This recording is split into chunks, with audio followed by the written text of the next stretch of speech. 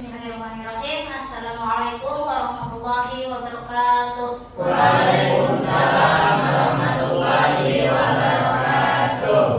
Bagaimana hari ini kabarnya? Alhamdulillah. Untuk hari ini siapa yang tidak berangkat? Berangkat. Alhamdulillah. Oke, kalau begitu sebelum memulai pembelajaran, mari kita alangkah baiknya kita untuk berdoa lebih dahulu. Mangga disiapkan. Ya teman-teman, sebelum kita belajar mari kita berdoa terlebih dahulu. Berdoa dimulai, berdoa selesai. Oke, terima kasih. Sebelumnya saya akan mereview pembelajaran minggu lalu tentang sejarah pendidikan pesantren. Nah, pesantren merupakan lembaga pendidikan Indonesia, lembaga pendidikan tertua di Indonesia yang memiliki akar sejarah yang panjang dan berkontribusi besar dalam pendidikan untuk mencetak karakter anak bangsa. Keberadaan pesantren ini tidak dapat dipisahkan dari Islamisasi Nusantara dan juga khususnya sejak abad ke-13 ketika Islam mulai berkembang secara luas di Indonesia. Kalau begitu, sebelumnya saya ingin bertanya, materi yang minggu lalu, keunggulan dari pesantren ini itu dari pendidikan umum itu apa aja? Ada yang bisa jawab? Izin jawab, Bu. Nah, jadi keunggulan pesantren dibandingkan lembaga pendidikan umum lainnya itu ada beberapa hal ya. Yang pertama itu ada pesantren yang menggabungkan pembelajaran ilmu pengetahuan agama. Contohnya itu ada ilmu fikih, terus tafsir, hadis dengan pembentukan spiritual dan adab. Terus yang kedua itu ada pembentukan karakter yang berbasis nilai agama. Jadi kayak siswa itu dibentuk karakternya sesuai dengan nilai agama gitu. Terus yang ketiga itu ada lingkungan yang mendukung pendidikan 24 jam kayak boarding school gitu, Bu. Nah, yang keempat itu ada kemandirian santri. Jadi santri itu harus mandiri. Terus yang kelima itu ada hubungan antara guru dan murid yang dekat. Jadi kayak hubungan keilmuan dan spiritual. Ya, baik. Jadi pendidikan di pesantren itu intinya belajar di pesantren lebih terkontrol karena anak itu 24 jam ada di wilayah pesantren dan ada yang bertanggung jawab. Oke. Baik, kalau begitu masuk ke dalam materi selanjutnya mengenai sistem manajemen pengelolaan pesantren. Nah, dalam tujuan pembelajaran ini ada capaian MK. Jadi yang pertama, mahasiswa itu harus memahami konsep dasar pesantren. Dan yang kedua, mahasiswa mampu mengidentifikasi struktur organisasi pesantren. Dan yang ketiga, mahasiswa menganalisis fungsi manajerial dalam pesantren. Dan yang keempat, mahasiswa menyusun strategi pengelolaan pesantren yang berkelanjutan. Pengertian manajemen pesantren itu sendiri meliputi proses perencanaan, pengorganisasian, pelaksanaan, dan juga pengawasan seluruh aktivitas yang ada di pondok pesantren. Untuk apa? Untuk mencapai tujuan pendidikan, dakwah, dan juga pemberdayaan. Dan yang kedua, pesantren itu memiliki nilai-nilai Islam dan juga kearifan lokal. Nah, di sini nilai-nilai Islam dan kearifan lokal itu yang seperti apa sih? Mangga barangkali ada mahasiswa yang ingin menjawab. Izin jawab, Bu. Jadi integrasi nilai-nilai Islam dan kearifan lokal itu sebuah proses harmonisasi antara ajaran-ajaran agama Islam yang bersifat universal dengan norma, adat istiadat, dan kebijaksanaan yang berkembang dalam masyarakat lokal tertentu. Yang mana tujuannya itu adalah menciptakan praktik yang relevan secara budaya, memperkuat identitas komunal, dan mendukung keberlanjutan tradisi baik yang sesuai dengan syariat Islam, seperti perbokasan, yaitu tradisi kolak bala, upacara adat panen, ungkapan syukur atas hasil panen, seperti nadran dan sebagainya. Masyarakat Muslim sering mengisinya dengan doa syukur menurut ajaran Islam, yaitu sholawat atau sedekah bumi yang dilakukan dalam bentuk selamatan. Oke, baik, terima kasih Mas.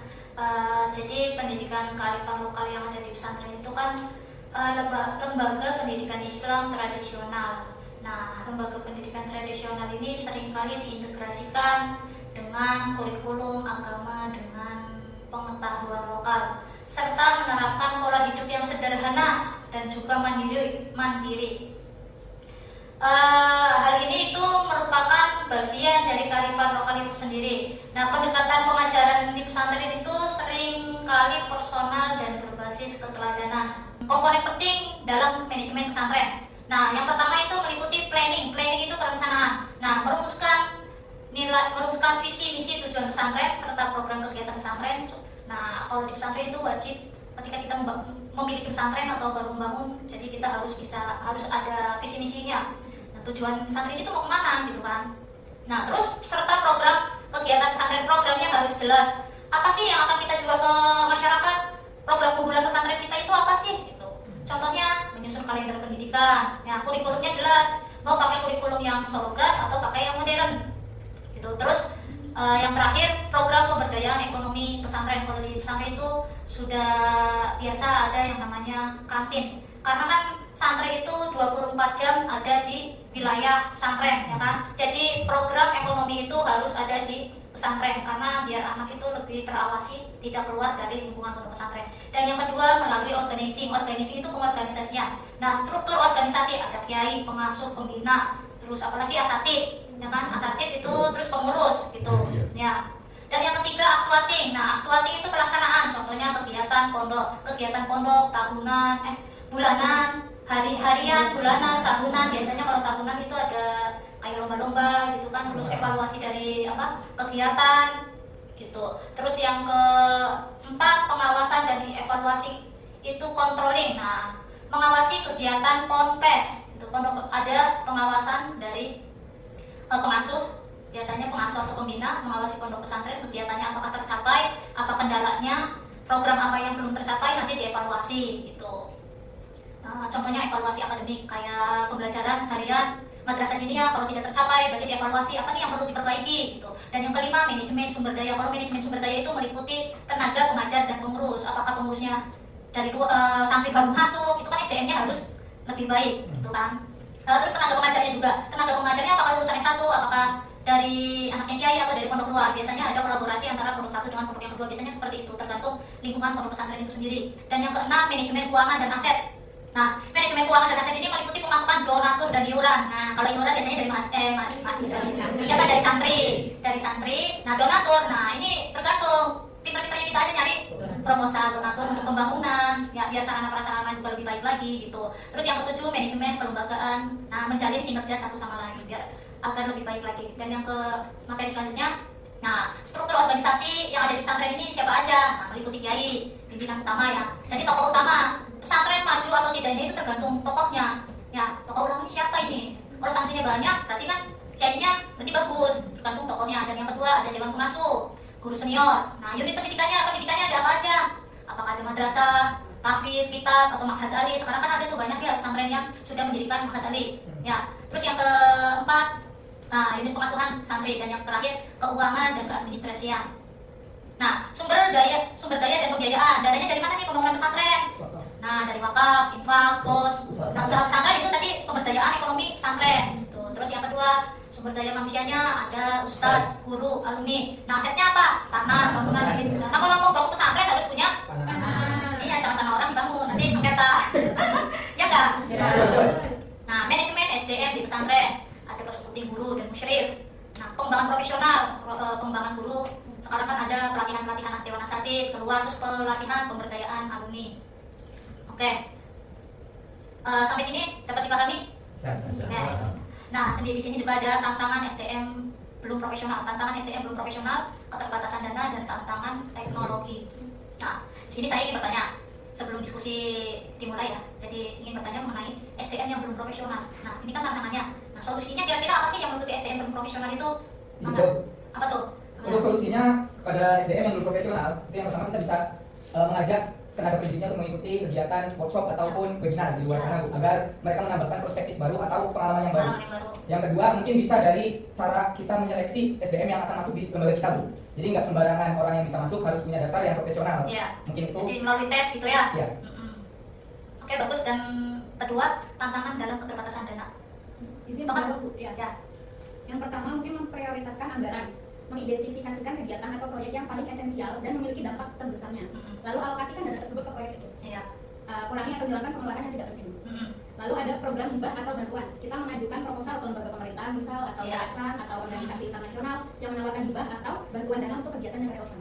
Jadi kalau kita jadi pengurus itu harus kreatif, inovatif, nyari dana mas dari dana wakaf ya. Dan pokoknya kalau ada hibah biasanya dari kementerian itu ada pengajuan untuk bantuan dari pemerintah, nanti untuk pesantren ada tuh. Dan yang ketiga ini tantangan teknologi.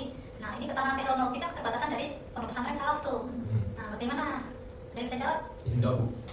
Dalam jawab tantangan teknologi itu ada berbagai macam hal ya, berbagai macam cara. Salah satunya ya yang pertama itu pelatihan dan peningkatan literasi digital sumber daya manusia.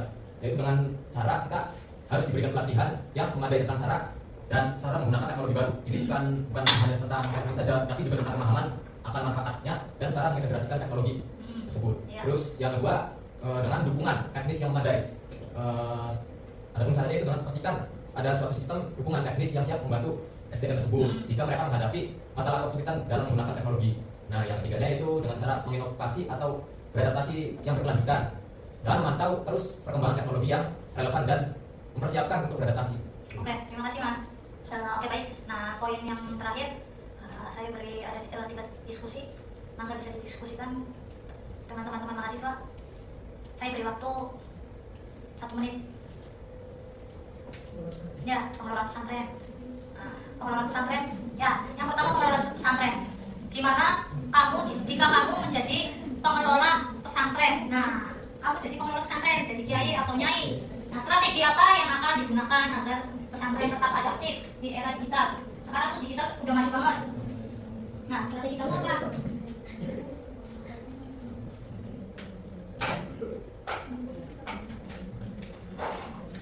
Ya, ada yang bisa jawab? Pengelola pesantren? Izin menjawab. Ya. Di sini kan pertanyaannya, jika menjadi pengelola pesantren, ketika ingin mengelola pesantren maka harus mengintegrasikan teknologi dan sistem pembelajaran dan juga administrasi. Contohnya kita menggunakan platform pembelajaran online atau digital kurikulum. Kemudian kan dilanjutkan dengan bagaimana strategi untuk pembelajaran menjadi adaptif gitu. Strateginya itu melakukan pelatihan pada ustadz atau juga pada santri untuk melek teknologi dan juga membuka kanal dakwah di media sosial, jadi pakai teknologi digunakan. Oh iya. Jadi kalau mempromosikan pesantrennya lewat TikTok. bisa lewat TikTok, bisa lewat IG. Iya. Ya. Bagus. Selanjutnya, bagaimana cara menjaga keseimbangan antara nilai tradisi dan tuntunan Modernisasi dalam pengelolaan pesantren. Nah, kita itu modernisasi udah sangat modern sekarang. Pembelajaran udah pakai platform, penginputan nilai juga udah pakai web. Nah, gimana menjaga keseimbangan nilai-nilai yang ada di pesantren? Gimana? Nah, cara menjaga nilai-nilai tradisi dalam pesantren itu kita bisa menjaga nilai adab, sanad dan juga kita tetap menjadikan kitab kuning sebagai fondasi untuk menjaga keseimbangannya dengan teknologi. Kita menjadi alat bantu, menjadikan teknologi itu alat bantu bukan pengganti dari kitab kuning tersebut. oh ya. Jadi untuk apa yang tidak kita ketahui hanya alat bantu aja untuk mencari. Teknologi. Ya, biar nggak ketinggalan dengan teknologi. Meski kita pesantrennya pesantren salaf, kita harus bisa melek teknologi dan bisa menerima tentang kemodernisasian. Dan yang ketiga, nah peran alumni dalam memperkuat sistem manajemen pesantren. Ada yang bisa jawab? Izin menjawab. Enggak. Ini bisa membantu dari sisi dana, koneksi dan juga jadi pembimbing keilmuan bagi santrinya. Nah, jadi kalau ada pesantren, itu alumni itu juga sangat penting untuk tumbuh kembangnya pesantren itu sendiri. Kadang ada santri lulus jadi alumni, anaknya dimasukin ke situ lagi gitu. Terus alumninya sudah menjadi menteri. Nah, saya lulusan dari situ nanti menjadi donatur. Itu sangat kuat peran alumni juga. Oke, baik. Sampai sini paham untuk materi sampai sini perkuliahan hari ini? Oke, dapat disimpulkan untuk perkuliahan hari ini sistem dan manajemen pengelolaan pesantren itu mencakup tadi ya teori POA ya teori manajemen POA, planning, organizing, actuating dan controlling. Nah, guna mencapai tujuan pendidikan dan dakwah yang efektif. Ya, model salafiyah dan khalafiyah masing-masing memiliki keunikan dan dalam pendekatan dan struktur yang terintegrasi. Nilai-nilai tradisional dalam sistem manajemen modern juga menciptakan model pesantren yang adaptif seperti perkembangan zaman. Tantangan pengelolaan seperti keterbatasan SDM, dana dan teknologi dapat diatasi melalui pelatihan dan digitalisasi dan sinergi antar lembaga. Nah, dengan manajemen yang baik, maka pesantren mampu meningkatkan kemandirian dan juga mutu pendidikan yang baik serta memperkuat daya saing di era digital. Oke, minggu depan saya beri tugas kepada teman-teman mahasiswa untuk membuat artikel tentang kepesantrenan.